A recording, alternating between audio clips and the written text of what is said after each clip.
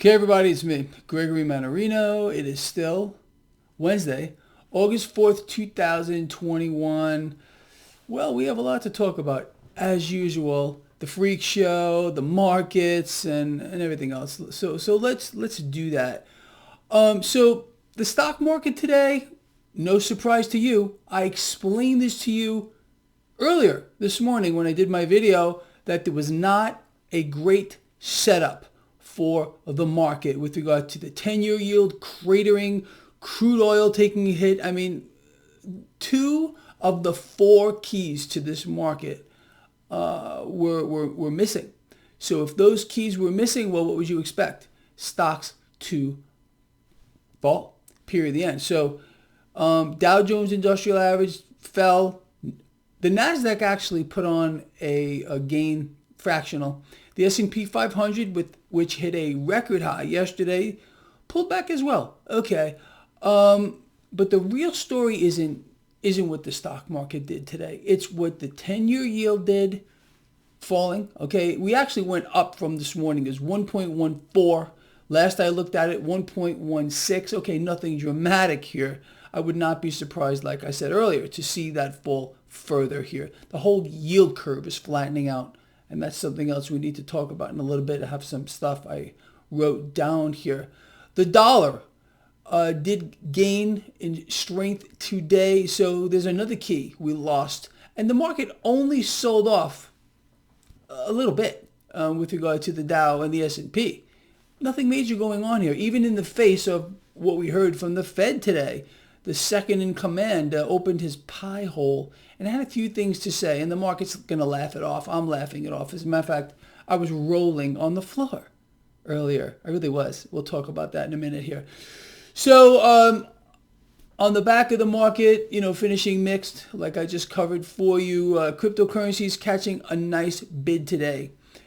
Gold and silver, gold flat today. A fractional gain out of gold, and silver took a little bit of a hit. I already covered crude taking a hit because of, people are maybe starting to understand that we are in an economic meltdown, but they're going to prop it up. Some crime will occur, some false flag event to keep it propped up. Count on it. It's going to happen. There's just no doubt about it. It always does. It never fails. What else would you expect here? Anyway, so let us move forward. People, there's something I want you to pay attention to here. This is called, especially you lions, the S&P 500 Basic Materials Index. I don't know how many of you have ever heard of this before, but it is a leading indicator of the markets. Well, this indicator is cratering. What does that mean? It's pointing directly towards an economic slowdown. Like we need more evidence that this is happening here. This abysmal jobs number that we got today. You know what bothers me? This is not just a number. These are people. Okay, these are people. And wait till tomorrow when we find out first-time unemployment claims. You think it's going to be a good number? It's going to be horrible. Absolutely horrible. And these are the numbers that they're allowing us to know, that they're allowing us to see. Anyway, that's a big deal. Now, here's another one. So Citigroup comes out today warning about a market dip, a market crash, or whatever you want to call it in September. I'm going to call BS on that. Honestly, do we have a market that is in la-la land that has no bearing on reality? Absolutely. But what do we know? The bad economic news is going to not just keep coming, but it's going to get worse. And despite what came out of the mouth of the Federal Reserve Vice Chair today, Clarita, can't stand this person. He's another thing. He's not even human. The Fed is going to keep buying assets. They're not going to cut back on a darn thing. But this is what came out of its pie hole, okay? Fed Vice Chair. He sees the first rate hike in 2023. Before I go on to the next statement, let's cover that. All right, so this thing from the Fed is saying 2023 we're going to start raising rates. The Fed is going to look for every excuse possible and impossible to move goalposts. Oh, the economy's not doing so great. Oh, the labor market still needs help. Blah, blah, blah. Whatever they got to do. Move goalposts. Move goalposts. 23, remember this video. Save it to your whatever, your browser. Not happening. Okay, it's not happening in 23. I don't see it. And I've been so spot on with what the Fed would do before they've done it that it scares me sometimes. Now, the next statement out of its mouth, because it's not human, I think you all know that, there's a possibility, according to this thing here, that the Fed will slow its purchases of assets, mortgage-backed securities, treasuries. No, that's not going to happen this year, saying by the end of this year.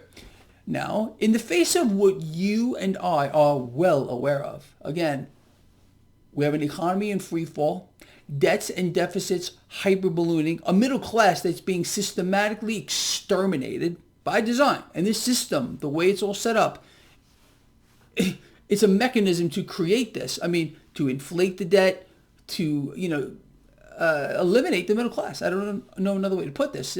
Create that two-tier society I said would happen from a decade ago, longer. What's kind of really in our face right now. So in my view, if the market believed, for example, okay, so we had a sell-off today with regard to the Dow and the S&P. If the market truly believed that the Fed would stop or cut back, even, slightly, with regard to asset purchases this year towards the end of the year, which is only a few months away, the market would have felt like 1,000 points, maybe 2,000. And if the market believed yet again that in 23, according to, Fed Vice Chair, that they're going to start raising rates, the market would have cratered. It's the only thing right now that's keeping this market where it is. I mean, it's beyond la la land. Nothing matters here. It's about easy money. That's all. It's grand theft on an epic scale. Again, what are they doing? They're robbing every person they can think about and imagine who has an interest-earning account. You cannot earn a real rate of return on an interest-earning account, even if it's a high yield. Okay?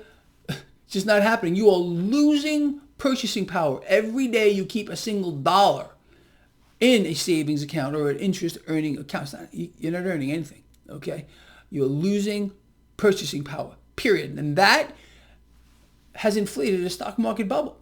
Okay, by keeping rates suppressed, the mechanism is very simple. By suppressing rates, okay, in case you don't know, this is a deliberate act to manifest a risk-on environment. In other words, push cash into the stock market. Okay, a day like today, when you saw the 10-year yield over the past couple of days plunge like that, some cash is making its way into the debt market. See, it's an inverse relationship. When the 10-year yield drops, that means cash is going into the debt market. When the 10-year yield or any part of the yield curve rises, that means cash is leaving the debt market. See, the higher rate yield occurs when they're trying to entice people to buy debt. You understand? But you got to be out of your freaking mind here to own any debt at all. How's that for the most part? No. Even the dollars in your pocket, those are units of debt. And if you're holding them, you're investing in them, and they're losing purchasing power. You got it? I think you understand that. I really, really do. At least I hope so. So anyway, in summary here, let's just put this whole lovely thing together here. Okay, stock market fell under some pressure today.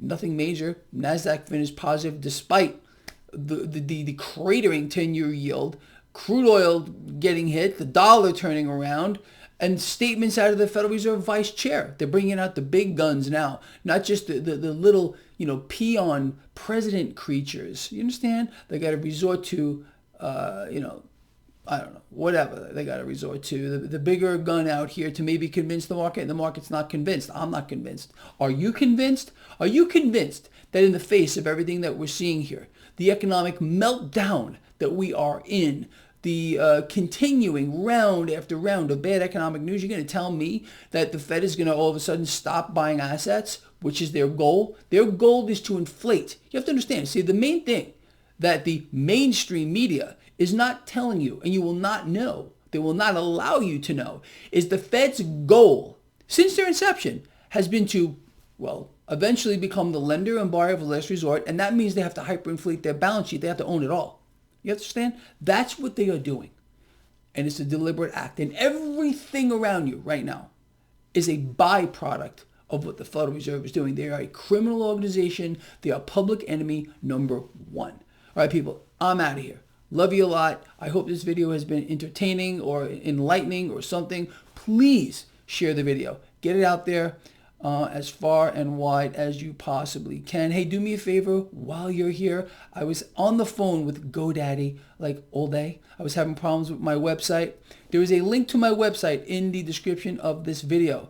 Could you click on it and let me know if it's working for you? Just say, hey, Greg, website's working, or it's not working. I'd appreciate that. See you in the morning.